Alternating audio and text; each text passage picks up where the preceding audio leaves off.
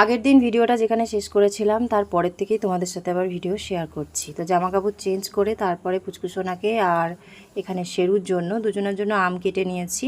তো আমের একটা সাইডে একটুখানি সাদা সাদা যে ফাঙ্গাস মানে যেটার মতন দেখতে পাচ্ছ, তো সেটা কিন্তু কেটে বাদ দিয়ে দেবো, ফেলে দেবো। তো এরকমটা কেন হয়েছে জানি না, কিন্তু আমটা একটু টকও ছিল। পুচকুসোনা বলছিল খুব একটা ভালো ছিল না, তো তারপরেও খেয়েছে। তো এই বছর সিজনে প্রথম আম খেলো কুচকুচোনা।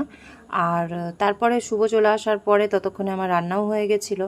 আর আজকে খুবই সহজে মানে শর্টকাটেই রান্নাটা করেছি, যেহেতু প্রচুর পরিমাণে গরম। তো একবারেই আমি কুকারের মধ্যে সোমবার দিয়ে কিন্তু খিচুড়ি বসিয়ে দিয়েছিলাম। ডালে চালে একবারে দিয়ে আলু টালু দিয়ে সব কিছু দিয়ে সোমবার দিয়ে খিচুড়ি করে নিয়েছিলাম। তো সেটা তো মানে একবারে চাপিয়ে দিয়েছি যেহেতু, তো তেমন কিছু খাটনি হয়নি। আর খিচুড়িটা রেডি হওয়ার পরে সেটাকে ভালো করে থালায়, দুটো থালায় বেড়েছিলাম। পুচকুসোনা আমার সাথে একসাথেই খেয়েছিল। আর তার উপর দিয়ে ঘি দিয়ে দিয়েছিলাম আর কটা পাঁপড় ভেজে নিয়ে এসেছিলাম, কারণ কিছু ভাজা দিয়ে না খেলে খিচুড়ি শুধু শুধু ভালো লাগবে না। তো আগের দিনই যেহেতু রাত্রিবেলার দিকে ডিমের অমলেট খাওয়া হয়েছে, তো সেই জন্য আর অমলেটটা করিনি, পাঁপড় ভাজা দিয়ে খিচুড়ি খেয়েছি দুপুরে আমরা। আর এই যে আমাদের খাওয়ার সময় শেরু কিন্তু আমাদের পাশেই থাকে, শুয়ে বসে থাকে, বিরক্ত কিছু করে না। আর ও যেই দেখেছে আমি খাবার বেড়ে এখানে বসেছি, তো আমার এখানে এসে বসে পড়েছে। তো আজকে বেশ স্নান করার পরে অনেকটা ফ্রেশ লাগছে ওর শরীরটা। কিছুক্ষণ ঘুমিয়েও নিয়েছে, যেহেতু আমরা বাড়িতে ছিলাম না, তো সেই জন্য অনেকক্ষণ ঘুমিয়েছে। আবার দুপুরে খাওয়া দাওয়ার পরেও ঘুমিয়েছিল অনেকক্ষণ। আর একদমই শান্ত, খুবই শান্ত বাচ্চা, দেখে তোমরা বুঝতেই পারছো। তো এখানে বসে আছে আর আমরা এখন খাওয়া দাওয়াটা করব। তারপর আমি আবার বসবো সেলাই মেশিনের একটু কাজকর্ম করব। তো এখন বাজে বিকেল 5টা, বাইরে করেছে মেঘ। এই দেখো, আজকেও বৃষ্টি নামবে, এরকম ওয়েদার কিন্তু বেশ ভালো লাগে আমার। কিন্তু আমাদের এখানে সমস্যা হচ্ছে ঝড় শুরু হয়ে যায় আর তার সাথে বৃষ্টি তো আছেই। তো দেখো কেমন অন্ধকার হয়ে এসেছে, ক্যামেরাতেও মানে সব কিছু অন্ধকার অন্ধকার দেখাচ্ছে। আর আমাদের ঘরের ভিতরে এসি চলছে, মানে সেই থেকেই এসি চলছে। আগের দিনের ব্লগ যারা দেখেছো, মার্কেট থেকে এসেছি পুচকুসোনাকে নাচের ক্লাস থেকে নিয়ে, তারপর থেকেই। আর গাড়িটা এখানেই রয়েছে, গাড়ি ঢুকায়নি, কিন্তু এখন ঢুকিয়ে দিতে হবে, নাহলে বৃষ্টিতে ভিজবে। আর শেরুকে স্নান করানোর পরে যে এই নাইটিগুলো দিয়ে মোছানো হয়েছে। শেরু সুজি ওরা স্নান করার পরে আমার যত পুরনো নাইটি আছে, নাইটিগুলো ভালো আছে, নষ্ট হয়নি, তো সেগুলো দিয়ে ওদেরকে মোছানো হয়।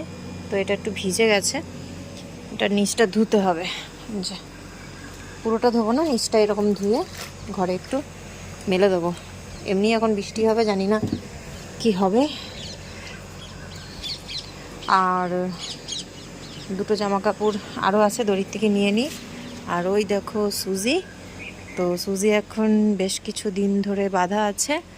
আর এইভাবে ওকে আরও কটা দিন বেঁধে আমাকে রাখতে হবে। তার পেছনে কারণ হচ্ছে আমাদের মানুষের মধ্যেও যেই মেয়েদের সমস্যাটা থাকে, তো সেটা কিন্তু পশুদের মধ্যেও আছে। তো সুজি তো মানে ওদের মধ্যে, ডগদের মধ্যে ওরা বছরে 2বার করে ওই টাইমটা কাটায়।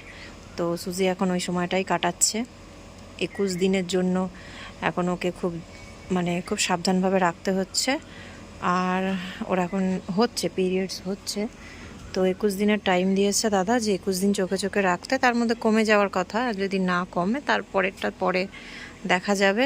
তো এই নিয়ে সুজির 2বার পিরিয়ড হলো আমাদের কাছে আসার পর থেকে। আর এখন আমরা বেবি নিতে পারতাম, কিন্তু যেহেতু শেরুকে নেওয়া হয়েছে, ও এখন অনেক ছোট, তাই এইবারটাও আমরা ভাবলাম যে না থাক, সুজি আরও একটু বড় হোক, এরপরে 6 মাস পর যখন হবে তখন ওই টাইমে আমরা বেবি নেওয়ার প্ল্যান করব। কারণ ওর পেছনে একটু খরচারও ব্যাপার আছে, তো ওই জন্য ওখানেও রয়েছে। আর শেরু খুব বদমাইশি করে, ওকে খুব বিরক্ত করে, তাই কর্কেটটা ওই জায়গাটায় লাগানো রয়েছে। ও লাফিয়ে নামতে পারে, কিন্তু এখনও নামবে না, ও বাধা আছে। কারণ ওর সেফটিটাও আগে, ওর খেয়ালটা আমাকে আগে রাখতে হবে। তো যাই হোক, ওখানে ঘরে আবার পুচকুসোনা, শুভ, শেরু ওরা শুয়ে আছে। আর গাছে হয়েছে বেশ কয়েকটা আবার বেগুন, এই দেখো কয়েকটা করে বেগুন হয়েছে। অন্ধকার লাগছে, দেখা যাচ্ছে না মনে হয়, তো বড় হয়নি, একটু বড় হোক তারপর আবার তুলবো। আজকে খিচুড়ির সাথে বেগুন ভাজা করলে ভালোই লাগতো খেতে, কিন্তু খুবই ছোট ছোট বেগুন, এগুলো তুলবো না, বড় হলে তারপরে তুলবো। এই যে দেখা যাচ্ছে না অন্ধকারের জন্য, সব অন্ধকার হয়ে গেছে বাইরেটাও। তো এখানে আর কিছু গাছপালা সেরকম কিছু নেই। এই লেবু গাছটা লাগিয়েছি, আশা করছি গাছটা এবার বড় হবে। অনেক বছর ধরেই তো একদম ছোট ছিল, এখন একটু বড় হচ্ছে। আর এই সুপারি গাছটার নিচে এক্সট্রা ডালপালা সব জড়ো করে রেখেছি, কারণ সব পাঁচিলের বাইরে দিয়ে বের করতে পারিনি। এগুলো আবার একদিনকে পরিষ্কার করতে হবে।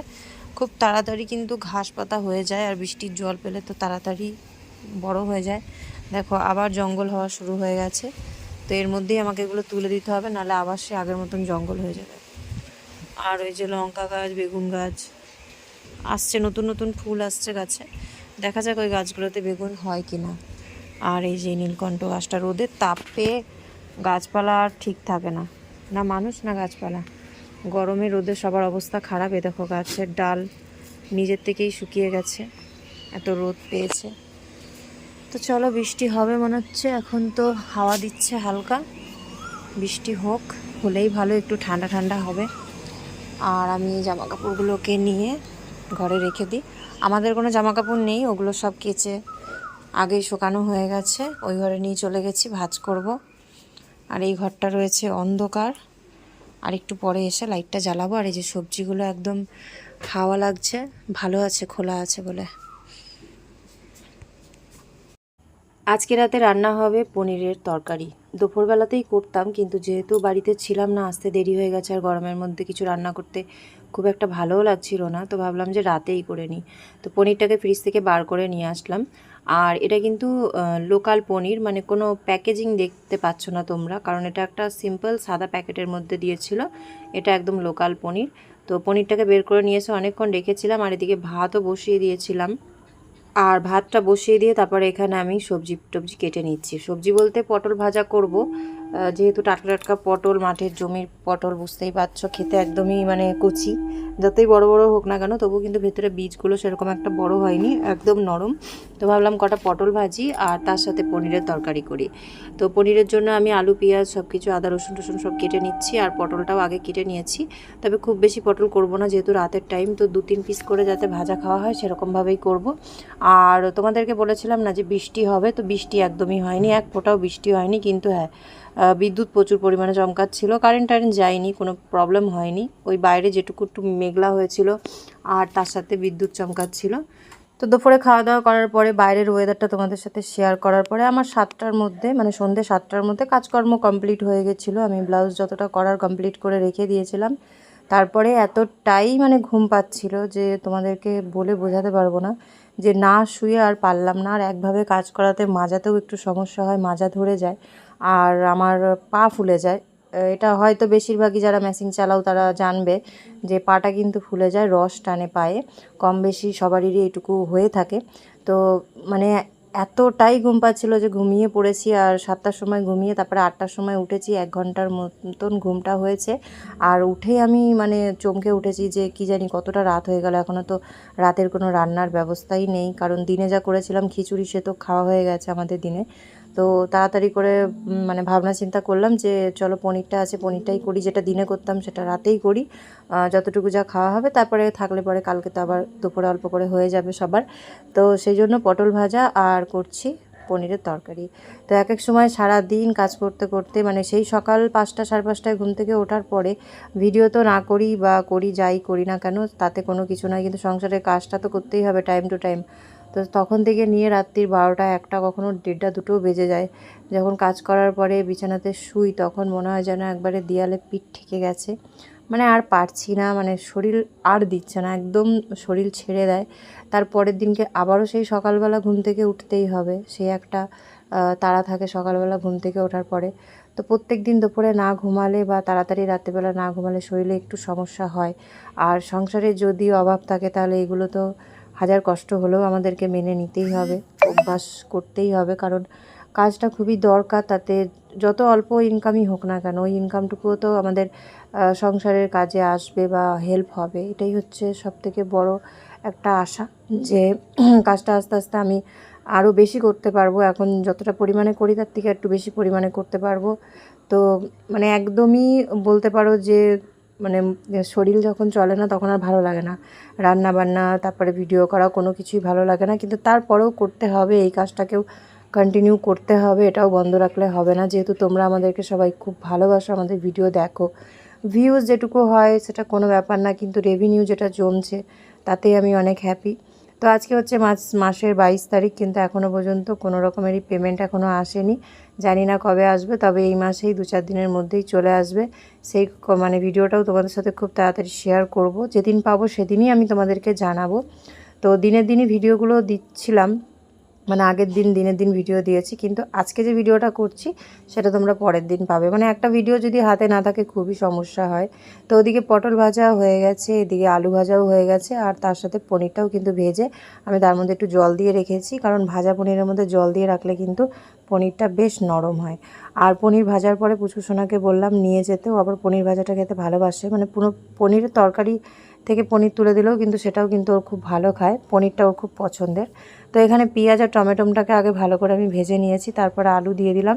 এবার মশলা দিয়ে কষিয়ে আমি এদিকে ঝোলটা করে নেবো। তো আদা রসুন পেঁয়াজ সব কিছু দিয়েই কিন্তু আমি আমিষের মতন করেই করছি, নিরামিষ করছি না। নিরামিষ পনিরটাও বেশ ভালো লাগে, কিন্তু আদা রসুন পেঁয়াজ দিয়ে মনে হয় পনিরের তরকারিটা একদম মাংসের মতন কষিয়ে কষিয়ে বেশি ভালো লাগে। তো এইভাবেই কিন্তু আমি করি। তো এখানে মশলাটা ভালো করে কষিয়ে নিয়ে তারপরে জল দিয়ে পনিরটা দিয়ে দেবো, তারপরে লাস্টে নামাবার আগে দিয়ে একটু গরম মশলা দিয়ে দেবো। তো ভাত তো অর্ধেক হয়ে রয়েছে, আর পনিরটা হয়ে গেলে পরে বাকি ভাতটাকে আবার ফুটিয়ে ভালো করে তারপরে নামিয়ে দেবো।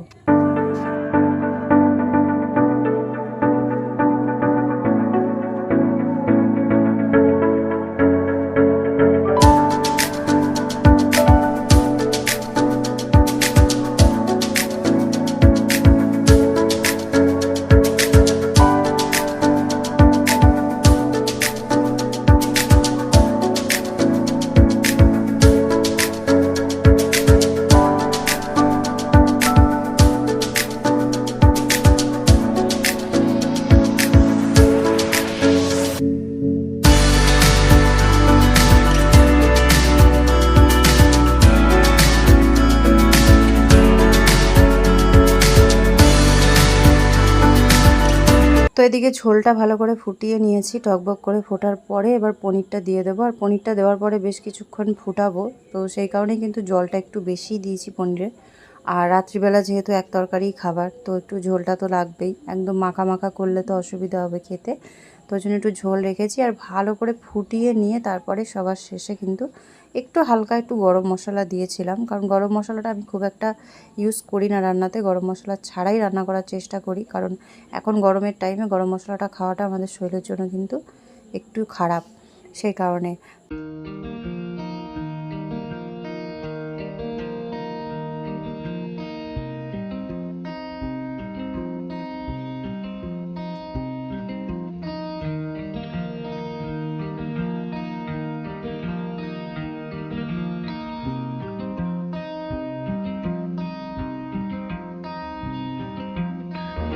তো ওদিকে আমাদের রান্না কমপ্লিট হয়ে গেছে, ভাতও হয়ে গেছে, তার সাথে পনিরের ঝোল আর পটল ভাজা তো আগেই করে নিয়েছিলাম। তো এখানে সুজি আর সেরুর জন্য আমি ডিম ভুর্জি করছি।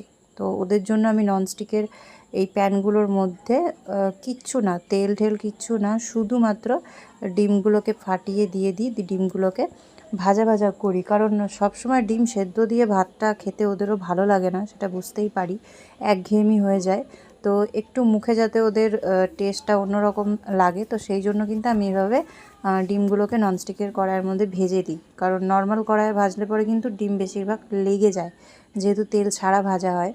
আর ননস্টিকেরটাই করলে সামান্য একটুখানি লেগে থাকে, তাও পরে ওটা তুলে নেওয়া যায়। তো ওই জন্য এখানে আমি ডিমগুলোকে ভালো করে সুন্দর করে একদম ভাজা ভাজা করে নিয়েছি, যেরকম আমরা আন্ডা ভুর্জি টুর্জি খাই ঠিক সেরকমই, কাঁচা কাঁচা যেন না থাকে। তো এবার এটাকে ভাত দিয়ে ওদেরকে আমাকে মিক্স করে দিতে হবে।